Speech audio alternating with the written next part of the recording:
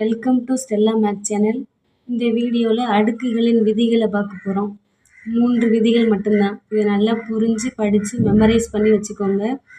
இதை மட்டும் படிச்சுட்டா போதும். கண்டிப்பாக 3 மார்க்ஸ் நீங்கள் ஈஸியாக மேக்ஸில் டிஎன்பிஎஸ்சியில் ஸ்கோர் பண்ணலாம். இந்த 3 விதிகளை பேஸ் பண்ணி ஒரு ப்ராப்ளம் 2022 குரூப் 4ல் கேட்ட ஒரு கொஷின் தான் பார்க்க போகிறோம். ஃபஸ்ட்டு வாங்க அடுக்குகளின் விதிகளை பார்ப்போம். இப்போ 4 அடுக்கு 5 அப்படின்னு கொடுத்துருக்காங்க. அப்படின்னா 4ங்கிறது அடிமானம், பவரில் உள்ளது அடுக்கு அப்படின்னு சொல்லுவோம். இதில் ஃபஸ்ட்டு விதி என்ன அப்படின்னா a power M into a power n. அப்படின்னா இது எப்படி எழுதலாம்?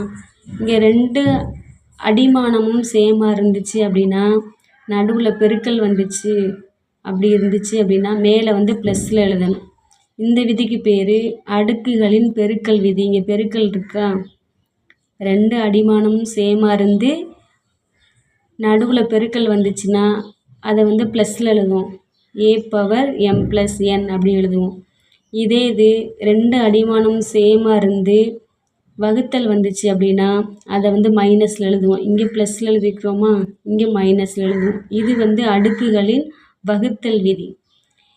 அடுத்த formula a power M whole power n. அப்படின்னா இது அடுக்குகளின் அடுக்கு விதி. அப்படின்னா அதை பெருக்கல் எழுதுவோம்.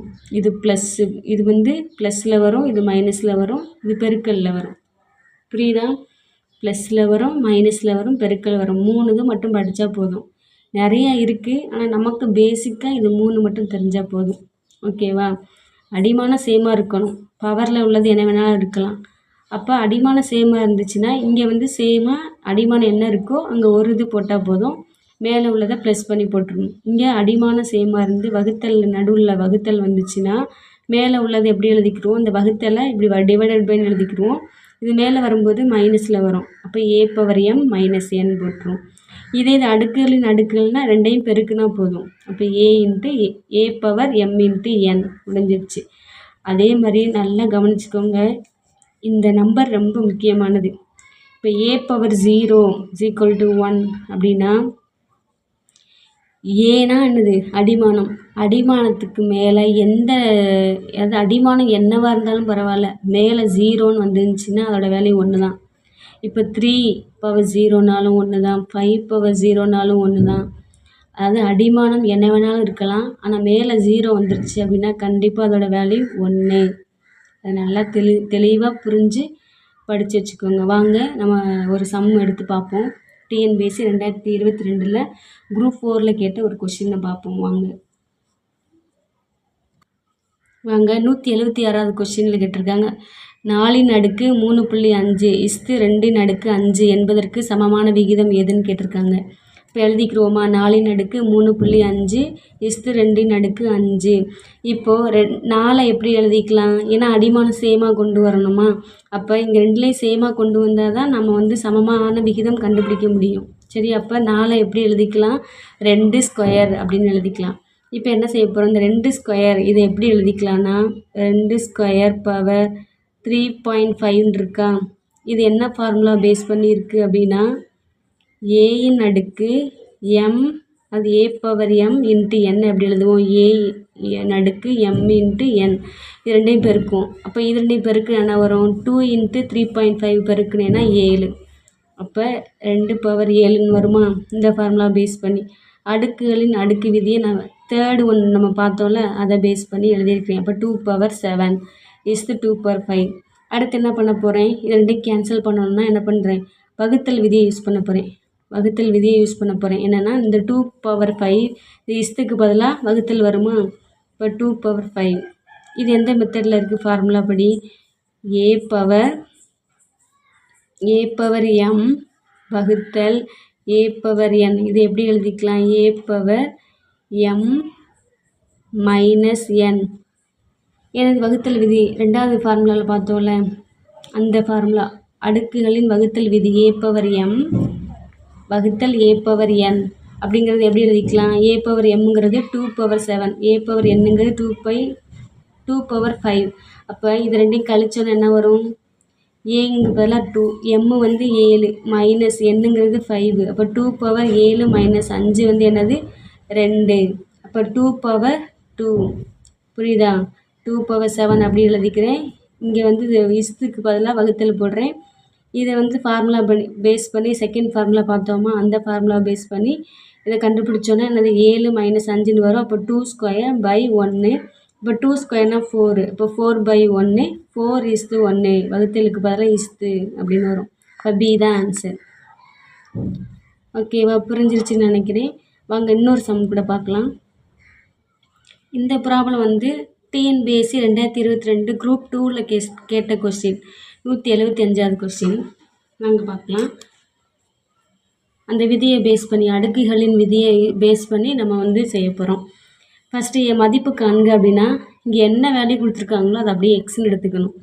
அதாவது ரூட்டுக்குள்ளே 3, ரூட்டுக்குள்ளே ரூட்டு வந்து ஒரே நம்பரில் இருந்து இன்ஃபினிட்டியாக போய்கிட்டே இருந்துச்சு அப்படின்னா எப்படி செய்யலாம் அப்படிங்கிறத பார்ப்போம்.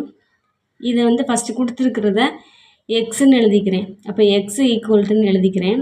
எழுதிட்டு அடுத்த ஸ்டெப்பில் போத் சைடு அது மல்டிப்ளை பை போத் சைடு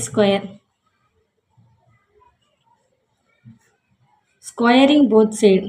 சரியா? ஸ்கொயரிங் ரெண்டு பக்கமும் ஸ்கொயர் பண்ண போகிறோம். ஃபஸ்ட்டு என்ன வேல்யூ கொடுத்துருக்காங்களோ அதை அப்படியே எக்ஸ்ன்னு எடுத்துக்கிறேன். அப்புறம் squaring both side. Second step வந்து ஸ்கொயரிங் போத் சைடு. அப்போ ஸ்கொயர் பண்ணுறேன், x² வரும். இதை ஸ்கொயர் பண்ண என்ன வரும்? ஸ்கொயர் பண்ணுறேன்னா, ஸ்கொயர் பண்ணும்போது இந்த ஃபஸ்ட்டு ஸ்கொயர்டும் இந்த ஃபஸ்ட்டு ரூட்டும் கேன்சல் ஆயிருமா? ஏன்னா இந்த ரூட் வந்து 1/2. சரியா? இது எப்படின்னா தனியாக சொல்கிறேன் பாருங்களேன். இப்போ √3 இருக்குது, பவர் 2 இருக்குது. இப்போ 3 பவர் இந்த ரூட்டு நம்ம எப்படி எழுதுவோம்? 3/1/2ன்னு எழுதுவோம். பவர் 2 இது என்ன மெத்தடில் இருக்குது? அடுக்குகளின் விதி இருக்கா, அதை பேஸ் பண்ணி a/m பவர் n. இதை எப்படி எழுதிக்கலாம்? பெருக்கல்ல வரும், a/m × n. அப்போ இது எப்படி 1/2ங்கிற இடத்துல m. அப்போ எம்முக்கு பதிலாக 1/2, n-க்கு பதிலாக 2. அப்போ ஏன்னா இங்கே a வந்து 3. இப்போ 3/m வேல்யூ 1/2 இன்ட்டு என்னோட வேல்யூ 2. இது கேன்சல் பண்ணால் 3. அதனால தான் சொல்கிறேன், ஒரு ரூட்டும் ஸ்கொயரும் கேன்சல் ஆயிரும் இந்த இதை பேஸ் பண்ணி. சரியா? 3 அடுத்து √3 அப்படி இந்த இது அப்படி எழுதிக்கிறேன். சரியா? இந்த பக்கம் x² அப்படி வச்சுக்கிறேன். புரியுதா? x² அப்படி வச்சுக்கிறேன்.